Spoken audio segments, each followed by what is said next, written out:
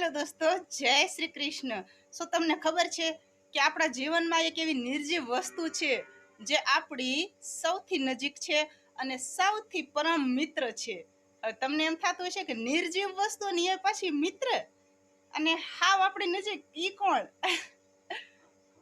તો જ્યારે આપણને થાક લાગે ને ત્યારે શાંતિથી હોવાની ઈચ્છા થાય ને ત્યારે જે આપણે ઓશેકું રાખીને હોઈ જાવીને એ નિર્જીવ વસ્તુ આપણી સૌથી પરમ મિત્ર છે.